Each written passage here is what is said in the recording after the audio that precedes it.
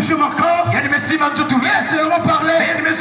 Combien de personnes aujourd'hui qui perdent leur temps, ils viennent à la prière, ils ont besoin qu'on puisse le prophétiser. J'aimerais dire à quelqu'un, la parole de Dieu est plus que la prophétie. La parole de Dieu est plus que la prophétie. J'aimerais dire à quelqu'un, il n'avait jamais envoyé une prophétie. Il avait envoyé sa parole. Et sa parole a été créée. C'est comme. Attendez. Que Jésus touche les pieds. Que Jésus puisse le masser. Jésus puisse activer ça exactement. Comme les personnes. Ils sont venus. Ils ont besoin que le pasteur prophétise. Ils ont besoin que leur donne une tisane. Qu'on leur donne une tisane là-bas. Mais Jésus n'a jamais touché cet homme. Oh, comme Élisée un jour. Élisée a dit un jour. Naman, le général d'armée de Syrie, est venu se présenter devant le prophète. Le prophète ne sort pas. Il dit à Géasi, pas seulement le dire, qu'il a se jeté 7 fois dans le Jourdain. J'aime cet homme de Dieu. Il n'a pas besoin de rencontrer le général. Il ne tremble pas devant le général. Il va nous dire, il s'est jeté 7 fois dans le Jourdain. Naman était fâché. Excusez-moi, je suis un général. Comment un prophète ne peut pas sortir devant moi? Alors il est fâché. Il repart tout furieux. Combien de personnes qui viennent de me présenter Dieu et qui retournent comme la main, toujours fâchés parce qu'on n'a pas prophétisé. On n'a pas prié pour son problème. On n'a pas dit quelque chose de concernant. Dieu va la présence de Dieu. Quand tu es là, tu dois oublier ton problème. Rentre en contact avec Jésus. Parce que celui qui va t'exaucer, celui qui connaît ton problème, Naman quitte Samarie. Il est fâché. Il est fâché. Il s'en va. Il arrive devant le Jourdain. Il veut passer. Il veut passer. Parce que pour lui, la banane, l'eau de la banane, la banane et le papa était plus puissant que le Jourdain. Était plus fort que le Jourdain. Combien de personnes aujourd'hui, quand tu viens devant la présence de Jésus, ils veulent contempler la beauté du temple. Mais moi je prie dans un temple en on passe sur 50 pasteurs. Les intercessions de grosses intercessions. Confusion, mes frères. Naman veut passer. Ce serveur nous dit, veux-tu passer à côté de la bénédiction? C'est l'homme de Dieu. Avec quelque chose de difficile. Est-ce que tu n'allais pas le faire? J'allais le faire. Mais l'homme de Dieu t'a seulement dit, jette-toi dans le Jourdain. Mais Dieu devant le Jourdain, je vais te faire passer l'occasion. Je vais dire à quelqu'un, ce soir, le temple de Kénika représente le Jourdain. Tu es là pour la décision de te plonger par la foi et de recevoir la guérison. Rentre dans le Jourdain. Il pour la première fois. Il ressort. Il est dans son corps. Mais la lèvre est toujours là. Il est fermé. Il dit, mais je suis tombé. Mais il n'y a rien. Ce serviteur nous dit, l'homme de Dieu a dit 7 fois. Il le reproche 2 fois, 3 fois, 4 fois, 5 fois, 6 fois. Il ressort. Mais il n'y a rien. Je ne ressens rien. On le rappelle. Tu as dit 7 fois. Ma frère, le chiffre 7 dans la pensée de Dieu symbolise la plénitude, la perfection de tous les dieux. Alors, pour la 6e fois, il est fâché. Il veut s'en aller. On le dit. Non, il a dit 7 fois. Et c'est pour la 7e fois. La Bible déclare. Namano. Il rentre pour la 7e fois. Pour la 7e fois. Il rentre dans l'eau. Quand il sort, la Bible déclare son corps est redevenu le corps d'un petit enfant. Il a reçu la guérison. Ce soir, le Dieu de la maison, il est là. Il est Alléluia. La parole de Dieu est plus puissante que le traitement d'un médecin. La parole de Dieu est plus puissante que la parole de ton sorcier. Jésus dit à cet homme, lève-toi, prends ton lit et marche. Quelqu'un qui n'a jamais marché pendant 38 ans, il n'a plus jamais marché. 38 ans, il est couché sur un lit. Il est couché, il ne sait plus est-ce que ça va marcher. Il est couché, il est dans le Seigneur, couché. Oh mes frères, Dieu, oh mes frères, qui a une panne là, donne-moi une panne, je vais illustrer quelque chose. Qui a une panne là. Qui a une panne là. Qui a une panne. Merci, donne-moi ça. Donne-moi le pain. Voilà. Merci, voilà. Non. Alors, ça c'est le lit. Alors, le lit, nous avons illustré quelque chose de merveilleux concernant le lit. Voilà. Ça, tu peux avancer ça ici. Avance le lit ici. Avance le lit ici.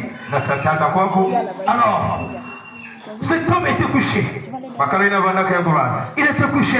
Quand toi tu es couché, tu es couché dans tes pensées. Tu es couché dans la solitude. Tu es couché, je ne sais pas dans quel état. Cet homme était couché. Il est couché. Oh, je peux illustrer ça. Il est couché. Il dort. Il est là couché. Mais quelqu'un, il entend la voix du passant. Il lui dit, lève-toi. Prends ton lit. Et marche. Il lui demande 3 choses. La première des choses, il doit se lever. Il doit se lever. Cet homme se réveillait. Il s'est assis. Le problème, c'était mal s'asseoir. L'homme Jésus a dit, tu ne dois pas s'asseoir. Lève-toi. Et là-bas, comment de personnes ils sont assis. Ils n'arrivent pas à se lever. Jésus dit, lève-toi. Cet homme se lève. Il se mit debout. Ça c'est la première parole.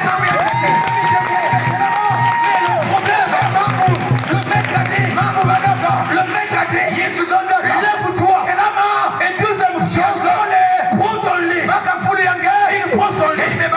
Mais qu'est-ce qu'il va faire? Pendant qu'il prend le lit, il est toujours debout.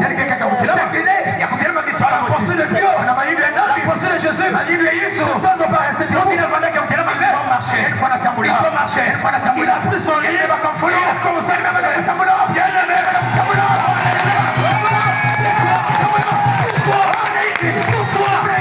pourquoi le lit est le maître de cet homme. Le lit est le maître de cet homme. Le lit qui transporte cet homme. Mais ce jour-là, les postes ont changé. C'était plus au lit de cet homme. C'était à cet homme.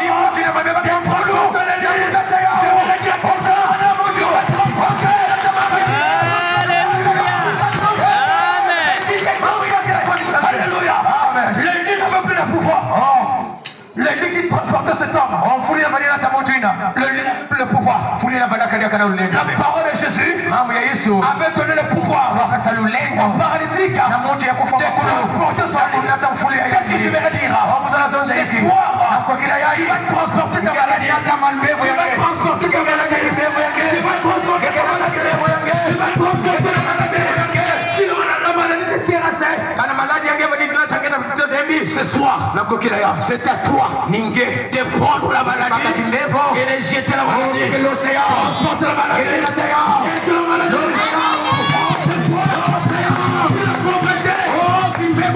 Si la pauvreté, te transporter, et la parole de Jésus, fait que tu puisses prendre ta pauvreté.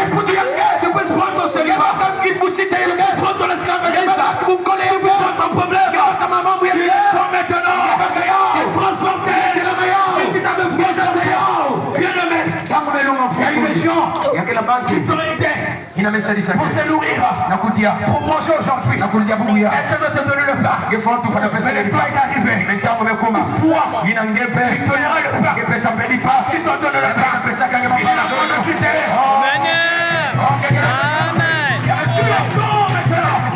Cet homme, après sa guérison, métiste, il y avait des gens qui étaient scandalisés. Ils sont venus dire à cet homme, qui t'a dit de prendre ton lit? C'est le sabbat aujourd'hui. C'est le sabbat. Mais il y a le pouvoir de prendre ton lit le sabbat. Cet homme a répondu, le problème ce n'est pas moi, mais celui qui m'a guéri. Il m'a dit, lève-toi, prends ton lit et marche. Il n'a pas dit, lève-toi, laisse ton lit. Il m'a dit de prendre le lit. Je ne fais qu'obéir à lui. On lui pose la question, qui est cet homme? Et qui je ne connais pas. Mon problème, c'est que je obéis à sa parole. Et je fais ce qu'il m'a demandé. Bien aimé, combien de personnes qui obéissent à ce que le futur leur dit? Il veille à tout ce passé. Il veille à toutes ces choses-là. Ils oublient la parole de Jésus. Ils oublient. Jésus a dit, prends ton lit. Ce soir, avant de conclure, j'aimerais te dire, prends ton problème maintenant. Prends ton problème. Prends ton problème. Ne crois pas à ce que le diable t'impose. Ne crois pas à ce que le diable t'impose. Je conclue par le témoignage d'une femme. Une femme à Brazzaville, fervente femme de prière. Elle épouse un homme païen. Elle a tout fait pour convertir son mari. Et le Dieu avait des possibilités. Ils avaient des possibilités. Et dans leur annexe, ils constataient que le serviteur arrivait en retard. Ils ont posé la question, pourquoi le serviteur arrive en retard? On leur a dit, mais il vit tellement loin. Ah, voilà pourquoi. Ils se sont dit, est-ce qu'on ne peut pas construire une maison? Un précipitaire pour l'homme de Dieu. Ils ont demandé aux anciens.